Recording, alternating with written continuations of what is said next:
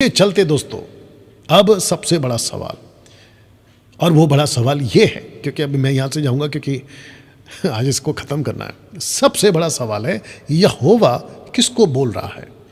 मलाकी 3:10 किसको बोल रहा है?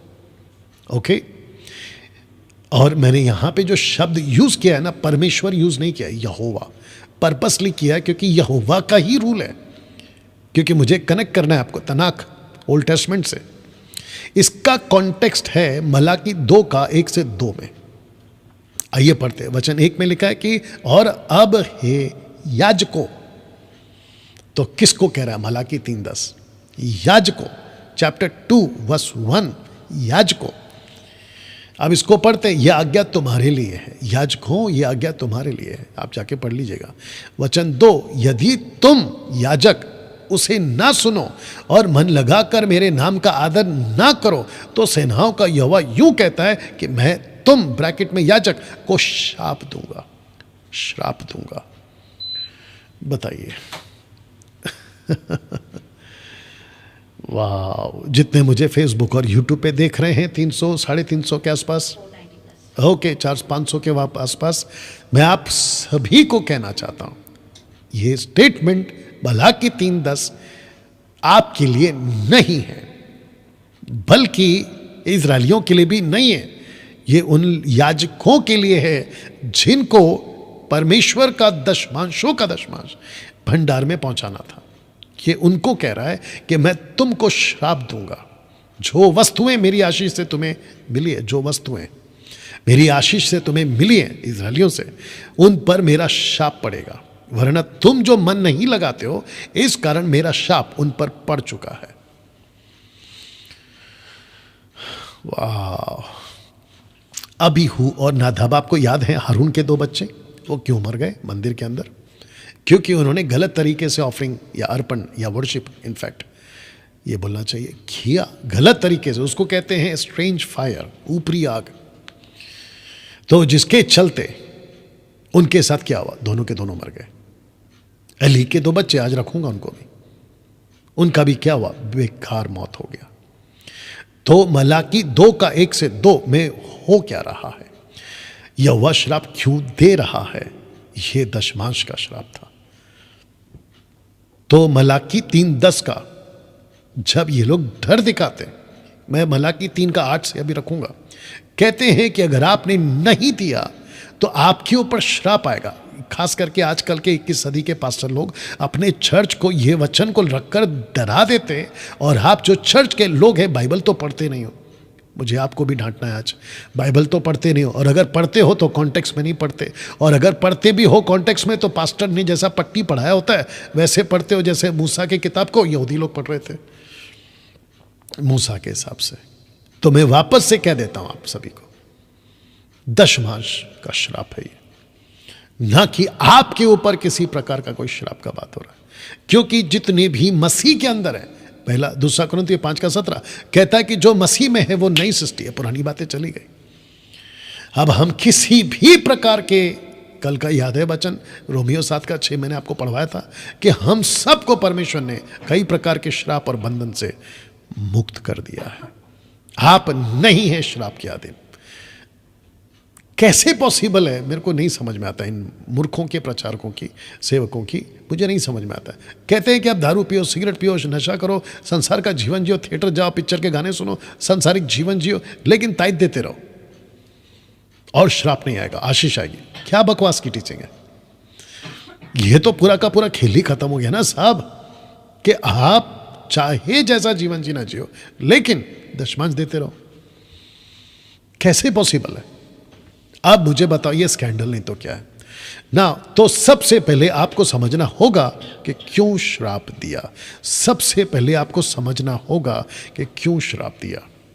गिनती की किताब उसका 18 का 25 आपके बीच में रखने जा रहा हूं। लिखा है कि फिर यहोवा ने मूसा से कहा, 26, तू लेवियों से कह कि जब जब तुम इस्राएलियों के हाथ से वह दशमांश लो जिसे यहोवा तुमको तुम्हारा नीच भाग करके उनसे दिलाता है, तब तब उसमें से यहोवा के लिए एक उठाई हुई भेंट करके दशमांश का दशमांश देना। वचन सत्ता है, तुम्हारी उठाई हुई भेंट तुम्हारे हित के लिए ऐसी गिनी जाएगी जैसे खलिहान में का अन्न और रसकुंड में का दाखरस गिना जाता है। ब्लेसिंग है ये।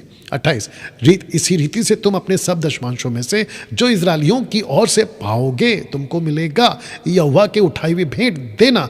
यहोवा की यह उठाई हुई भेंट यानी कि दशमांशों का दशमांश हारून याजक को दिया करना, ये था उनको आज्ञा। तो जिसके चलते वो याजक ये नहीं करते थे। उठाई हुई भेंट हारून याजक को क्यों, ये भी बता देता हूं। क्योंकि गिनती 18 का 20 में फिर यहोवा ने हारून से कहा, इजरायलियों के देश में तेरा कोई भाग ना होगा। अब इसको पढ़ो, और ना उनके बीच में तेरा कोई अंश होगा, उनके बीच तेरा भाग और तेरा अंश मैं ही हूं। यहोवा कहता है कि तेरा खाना, तेरा अनाज, तेरा सब कुछ मैं ला के दूंगा, मैं ला कर दूंगा। और कैसे ला के दूंगा, एक कॉन्सेप्ट बनाया था, एक तरीका बनाया था कि मैं, बहुत ध्यान से सुनना, मैं इजरायलियों को इतना ब्लेस करूंगा, उनके ज़मीन को इतना ब्लेस करूंगा, उनके अनाज को इतना ब्लेस करूंगा कि कीड़े चूहे क्या कहते हैं, इधर के उधर के जो फंगस या कीड़े लग जाते हैं, अनाज खराब हो जाता है, वेजिटेबल्स फ्रूट्स खराब हो जाते हैं और जानवर जो है बीमार हो जाते हैं, ऐसा कुछ नहीं होने दूंगा। बल्कि मैं इजरायलियों के सब चीज़ों पे ब्लेस करूंगा। सब कुछ करने के बाद और सब कुछ देने के बाद ये याजक अच्छा अच्छा मोटा मोटा ताजा ताजा खुद खा लेते थे, लेकिन परमेश्वर के घर में अनाप शनाप भेज देते थे, जिसके चलते परमेश्वर चिढ़ गया था, गुस्से में था। गिनती 18 का 23 में, परंतु लेवी मिलाप वाले तंबू की सेवा किया करें, उनके अधर्म का भार वे उठाया करें, यह तुम्हारी पीढ़ियों में सदा की विधि ठहरे। इजरायलियों के बीच उनका कोई नीच भाग ना होगा। क्योंकि 24, क्योंकि इजरायली जो दशमांश यहोवा की उठाई हुई भेंट करके देंगे, इजरायली देंगे, बहुत ध्यान से सुनना, इजरायली देंगे, उसे मैं लेवियों को नीच भाग करके देता हूं। इसलिए मैंने उनके विषय में कहा है कि इजरायलियों के बीच कोई भाग उनको ना मिले। तो इजरायलियों से लेते थे, लेवी इकट्ठा करते थे, और जब वो इकट्ठा करते थे तो उनका मन भटक जाता था। क्या अनाज आ गया है, क्या मोटे मोटे भेड़ बकरी गाय बैल आ गए, वाह, अब इसमें से चोरी कर लो और परमेश्वर को जो देना है वो देंगे, लेकिन हम अच्छा वाला ले लेंगे। इसीलिए श्राप की बात मलाकी में हो रही है। You understand? तो मलाकी में श्राप की बात हो रही है। अब इसको पढ़िए, मलाकी 3 का 8 में आ गए। लिखा है कि क्या मनुष्य परमेश्वर को धोखा दे सकता है? लिखा है कि देखो तुम याजक, ब्रैकेट में मैंने डाला है, कॉन्टेक्स्ट में याजक है इसलिए डाला है, देखो तुम मुझको धोखा देते हो। तुम, नॉट अन्य जाति, नॉट मसीह की कलीसिया, यहां पे मसीह की कलीसिया का जिक्र ही नहीं है जबकि मसीह की कलीसिया बनी भी नहीं थी, यीशु पैदा भी नहीं हुए थे, कलीसिया पैदा भी नहीं हुई थी, पवित्र आत्मा नीचे आई भी नहीं थी, पतरस, पौलुस, याकूब, यूहन्ना, स्टीफन, फिलिप, इन सब का उद्धार भी नहीं हुआ था। ये तब की बात है।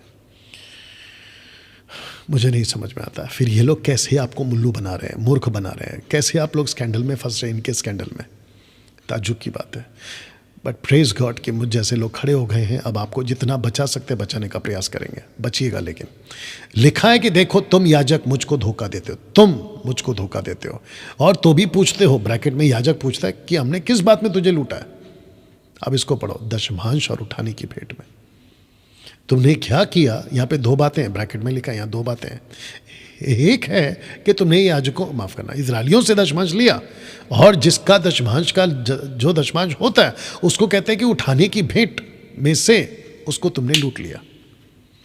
तुम पर भारी शाप पड़ा है क्योंकि तुम मुझे लूटते हो, वरना सारी जाति ऐसा करती, इवन दिस होल नेशन। इसका मतलब है कि वहां जितने भी इजरायली बसे, माफ करना, लेवी बसे थे, 58 सिटीज, याद आ गया, ये पूरा का पूरा नेशन ऐसा कर रहा है। इसको कहते हैं कि एक ने शुरू किया होगा, दूसरे ने देखा, तीसरे ने देखा, चौथे ने देखा, पांचवें ने देखा, ऐसे करते करते पूरा शहर, लिखा इवन दिस होल नेशन, वरना सारी जाति ऐसा करती है। अब बताइए, अब इसमें दिक्कत क्या है परमेश्वर को, मैं आपको बता देता हूं कि अगर दशमांश का दशमांश अगर स्टोर हाउस में नहीं पहुंचा तो वहां पे जो खाना खाने का के लोग हैं, जो वहां पे सर्विस दे रहे हैं, जो कि मैंने भी पढ़ा है, आगे भी पढ़ाऊंगा, दाऊद के एंगल से पढ़ाऊंगा, जो सर्विस दे रहे हैं मंदिर के अंदर, उनको खाना कहां से आएगा? रखूंगा उसको, ओके, तो परमेश्वर इजरायलियों को ब्लेस करता था, उनकी ज़मीन को ब्लेस करता था, उनके अनाज को ब्लेस करता था, उनके जानवरों को ब्लेस करता था। सबको ब्लेस करने के बाद जब फसल कटती थी, ये लोग नहीं देते थे। बताइए, श्राप नहीं आएगा तो क्या आएगा? तो मलाकी 3:8 में यहां 2 तरह के लोग हैं। एक धोखा देने वाला लेवी और दूसरा भेंट चोरी करने वाला याजक, यानी कि लूटने वाला याजक। तो जिसके चलते ये वचन आपके बीच में फिर रख रहा हूं, नहमिया 10 का 37-38, अपना पहला गूंदा हुआ आटा, उठाई हुई भेंट, सब प्रकार के वृक्षों का फल, सब प्रकार के वृक्षों का फल, नया दाख मधु, टटका तेल, अपने परमेश्वर के भवन की कोठरियों में याजकों के पास अपनी अपनी भूमि की उपज का दशमांश लेवियों के पास लाया करेंगे, क्योंकि वे लेवीय हैं जो हमारी खेती के सब नगरों में दशमांश लेते हैं। नगरों में जाकर, हे इज़राइल चलो दे दो, बेंजामिन दे दो, जूडा दे दो, ऐसे करके उनसे कलेक्ट करते थे ये लोग, नगरों में दशमांश लेते। यहाँ तक ठीक है? अब इसको पढ़ो। जब लेवी दशमांश लें, तब तक उनके संग हारून की संतान का कोई याजक रहा करे। क्यों? क्योंकि चोरी करते थे। और लेवी दशमांशों का दशमांश हमारे परमेश्वर के भवन की कोठरियों में अर्थात भंडार में पहुंचाया करे। मैं आपको वापस से कह देता हूं कि ये लोग क्या करते थे। एक लेवी दायित्व लेता था, लेकिन लेवी याजक को नहीं देता था, और याजक क्या करता था, उसमें से लूट लेता था, परमेश्वर के भवन में नहीं पहुंचाता था। तो जिसके चलते ये वचन यहां पर आया, परमेश्वर यहोवा की डांट, परमेश्वर यहोवा की डांट भेंट चोरी करने वाले याजक को। कैसे, मैं आपको बताता हूं। मलाकी 1 का 6 से पढ़ेंगे। याजक क्या करता था वो भी बता देता हूं। पुत्र पिता का, दास स्वामी का आदर करता है। यदि मैं पिता हूं तो मेरा आदर मानना कहां है? Question mark. और याद रखो, मलाकी की किताब है। और साथ ही साथ लिखा है, और यदि मैं स्वामी हूं तो मेरा भय मानना कहां है? सेनाओं का यहोवा तुम याजकों से भी मेरे नाम का अपमान करते हो, यही बात पूछता है। परंतु तुम ब्रैकेट में याजक पूछते हो कि हमने किस बात में तेरे नाम का अपमान किया, तो मेरी वेदी पर अशुद्ध भोजन चढ़ाते हो। कैसे, मैं आपको बताता हूं। मलाकी 3:8 में क्या कहता है कि तुमने अपना खाना स्टोर हाउस में नहीं पहुंचाया। क्यों? अच्छा वाला। लेकिन यहां पर जो पहुंचा है वो अशुद्ध है। कैसे, मैं आपको बताता। तो भी तुम पूछते हो कि हमें किस बात में तुझे अशुद्ध ठहराते हैं? इस बात में भी कि तुम कहते हो यहोवा की मेज तुच्छ है। यहोवा का मेज तुच्छ है। मैं आपको बताता हूं वचन 8 में, जब तुम अंधे पशु को बलि करने के लिए समीप ले आते हो तो क्या वो बुरा नहीं है? जब तुम लंगड़े व रोगी पशु को ले आते हो तो क्या यह बुरा नहीं है? अपने हाकिम के पास ऐसी भेंट ले आओ, क्या वह तुमसे प्रसन्न होगा? वह तुम पर अनुग्रह करेगा। सेनाओं के यहोवा का यह वचन है। जब तुम परमेश्वर के भवन में आते हो, और जब खास करके ऑल्टर पे आते हो, वेदी के पास आते हो, तो तुमने क्या किया पता है? बीमार, लंगड़े, अंधे जानवरों को, लेकिन जो अच्छा था ना, उसको तुम खुद खा गए। कौन सी किताब है साहब? ये मलाकी की किताब है। ये कौन सा प्रॉफिट है? मलाका है, माइनर प्रॉफिट। किसको कह रहा है? एक का एक पढ़ लेना। कहता है कि इजरायलियों के लिए भारी वचन, इजरायलियों के लिए भारी वचन। दोस्तों, कैसा लग रहा है अभी तक? वचन 9, और जब मैं तुमसे कहता हूं कि ईश्वर से प्रार्थना करो कि वह हम लोगों पर अनुग्रह करे, या तुम्हारे हाथ से हुआ है, तब क्या तुम समझते हो कि परमेश्वर तुम में से किसी का पक्ष करेगा? सेनाओं के यहोवा का यह वचन है, भला होता कि तुम में से कोई मंदिर के किवाड़ों को बंद करता, कि तुम मेरी वेदी पर व्यर्थ आग जलाने ना पाते। ऐसा कह रहा है कि परमेश्वर, काश कोई तुमको मुझसे दूर कर देता, तुम्हारी अर्पण मुझे नहीं चाहिए, मंदिर का दरवाजा बंद कर देता। सेनाओं के यहोवा का यह वचन है, मैं तुमसे कदापि प्रसन्न नहीं, आई एम नॉट हैप्पी, परमेश्वर कहता है, और ना तुम्हारे हाथ से भेंट ग्रहण करूंगा, क्योंकि उदयचल से लेकर अस्ताचल तक अन्य जातियों में मेरा नाम महान है, और हर कहीं मेरे नाम पर धूप और शुद्ध भेंट चढ़ाई जाती है। इसको कहते हैं कि अन्य जातियों को यहोवा का डर है। पता है क्यों? क्योंकि यहोवा ऐसा था कि अन्य जातियों में एक दहशत बना के रखी थी अपने खुद के नाम की इजरायलियों को प्रोटेक्ट करने के चक्कर में, और अन्य जातियों को पता था, क्योंकि उनके जो देवता थे, उनके जो देवी देवता होते थे, उनको पता चल जाता था कि इनका जो यहोवा है ये तो सबसे ज़्यादा ताकतवर है। इस बात को कबूल किया है नबूकदनेस्सर राजा ने भी। या दानियेल की किताब में। दोस्तों कैसा लग रहा है अभी तक? क्योंकि अन्य जातियों में मेरा नाम महान है, सेनाओं का यहोवा का, यही वचन है। परंतु तुम लोग उनको ये कह कर अपवित्र ठहराते हो कि यहोवा की मेज अशुद्ध है और जो भोजन वस्तु उस पर से मिलती है वो भी तुच्छ है। तो लाया किसने? तुम लोगों ने, याजकों ने। कौन सा भला? बीमार, लंगड़े, अंधे। सैक्रिफाइसेस, जो बीमार हो जाता था उसको तुम उठाकर परमेश्वर को दे देते थे। ओके डैनियल भाई, क्या ऐसी घटना और कहीं हुई है? जी हाँ हुई है। तो आपके बीच में रख दे रहा हूं, एली के वक्त भी ऐसा ही होता था। चित्र को ठीक से देख लीजिएगा और मैं चाहता हूं कि बात को समझिएगा। यूट्यूब पे कितने लोग हैं अभी? 560। ओके, यहां पे है कुछ 320 के आसपास। मैं चाहता हूं कि बहुत ध्यान से बात को समझिएगा। एली के वक्त भी यही हुआ। कैसे? मैं आपको बताता हूं। लिखा है कि एली के 2 पुत्र तो लुच्चे थे, ये बाइबल कहती है। पहला शमूएल 2 अध्याय वचन 12 से 17। एली के पुत्र तो लुच्चे थे, ये लीजिए। उन्होंने यहोवा को ना पहचाना। याजकों की रीति लोगों के साथ यह थी, याजकों की रीति मतलब व्यवहार, उनकी बातचीत करने का तरीका यह था कि जब कोई मनुष्य मेल बलि चढ़ाता था तब याजक का सेवक मांस पकाने के समय एक त्रिशूल कांटा हाथ में लिए हुए आकर, अब जरा शब्द को पढ़िए, उसे कड़ाही व हंडी व हंडे व तसले के भीतर डालता था। जितना मांस कांटे में लग जाता था उतना याजक आप ले लेता था। अब आप समझ रहे हैं? यूं ही वे शीलो में और सारे इस्राएलियों में किया करते थे जो वहां आते थे। वचन 15, चर्बी जलाने से पहले भी याजक का सेवक आकर मेल बलि चढ़ाने वाले से कहता था कि कबाब के लिए याजक को मांस दे, वह तुझसे पका हुआ नहीं कच्चा ही मांस लेगा। वचन 16, जब कोई उससे कहता कि निश्चय चर्बी अभी जलाई जाएगी, तब जितना तेरा जी चाहे उतना ले लेना, तब वह कहता था कि नहीं अभी दे, नहीं तो मैं छीन लूंगा। अब बताइए, अब इसको पढ़िए। वचन 17, इसलिए उन जवानों का पाप यहोवा की दृष्टि में बहुत भारी हुआ, क्योंकि वे मनुष्य यहोवा की भेंट का तिरस्कार करते थे। मेरा क्वेश्चन है इन लोगों के लिए, आपके लिए भी, परमेश्वर को इतना गुस्सा क्यों आ रहा है? क्योंकि परमेश्वर अपने नाम की इज्जत बेइज्जत होते हुए नहीं चाहता। मूसा से क्या गलती हो गई थी इसको रखकर बता देता हूं जल्दी से। मूसा से गलती यह हो गई थी कि मूसा ने, जिसको कहते हैं ना जल्दबाजी में, पहले लकड़ी मारी, चट्टान ने पानी दिया, लेकिन जब वापस पानी चाहिए था तो चट्टान से बात करने को कहा था, लेकिन मूसा महाशय ने लकड़ी मार दी वापस से, और ये बात परमेश्वर की नज़र में खटक गई। मूसा को ऐसी पनिशमेंट मिली कि जो 40 साल से बोल रहा था कि प्रतिज्ञा प्रतिज्ञा के देश में जाएंगे, नहीं जा पाया, नहीं जा पाया। जिसके चलते ये 2 लड़के के साथ क्या हुआ आपके बीच में रखने जा रहा हूं। लिखा है कि एली तो अति बूढ़ा हो गया था। उसने सुना कि मेरे पुत्र सारे इज़राइल में से कैसा कैसा व्यवहार करते हैं, वरना मिलाप वाले तंबू के द्वार पर सेवा करने वाली स्त्रियों के संग कुकर्म भी करते हैं।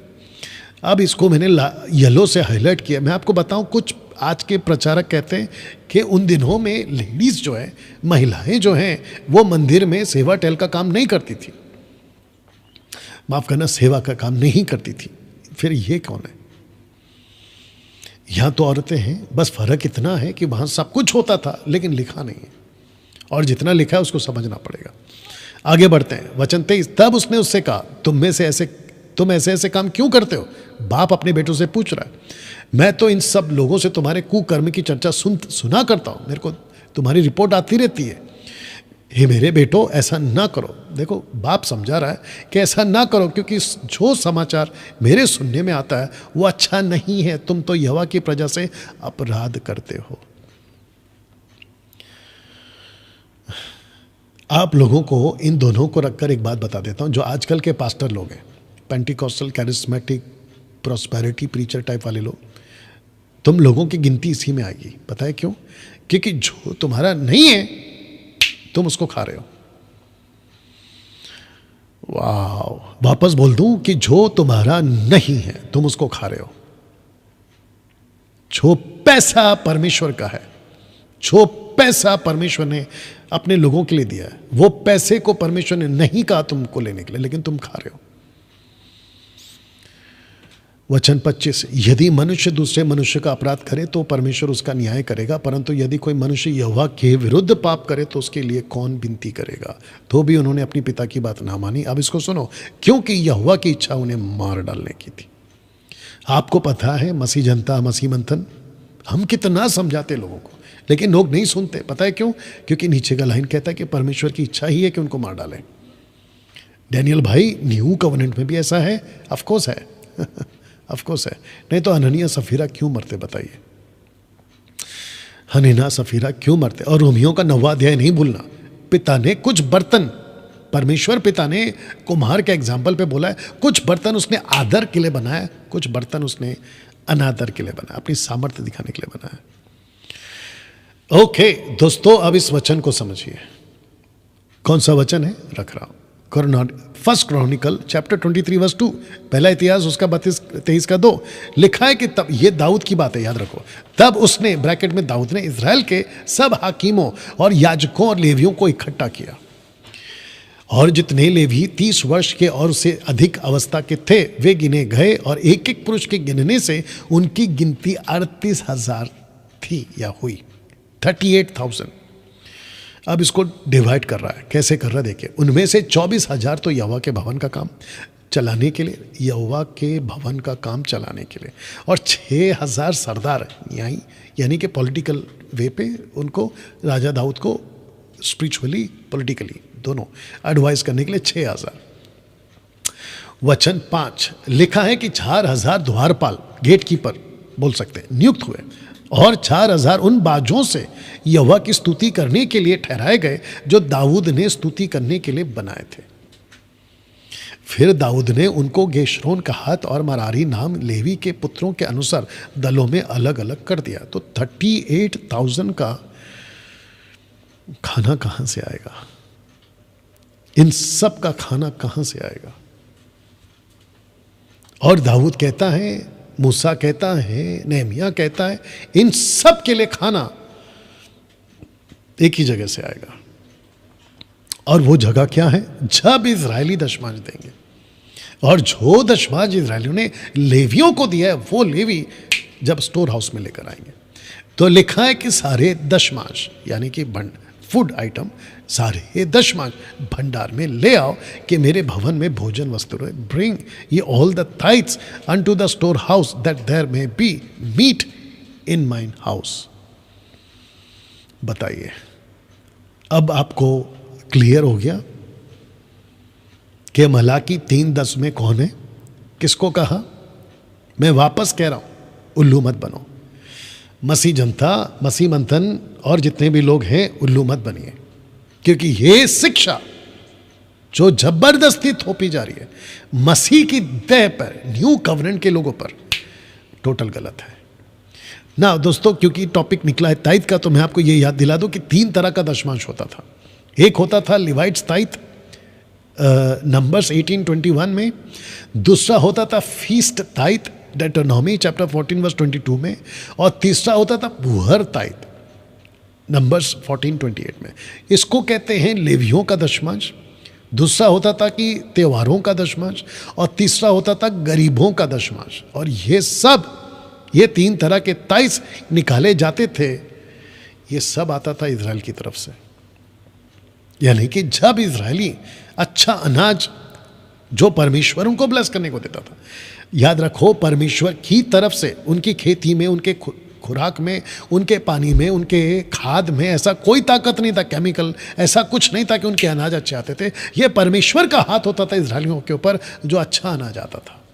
और वजह क्या थी कि 38,000 लोगों को, वापस पीछे जा रहा हूं, 38,000 लोगों को खाना कौन खिलाएगा? तब जाकर यह कॉन्सेप्ट बनाया गया था। यहां तक ठीक है दोस्तों?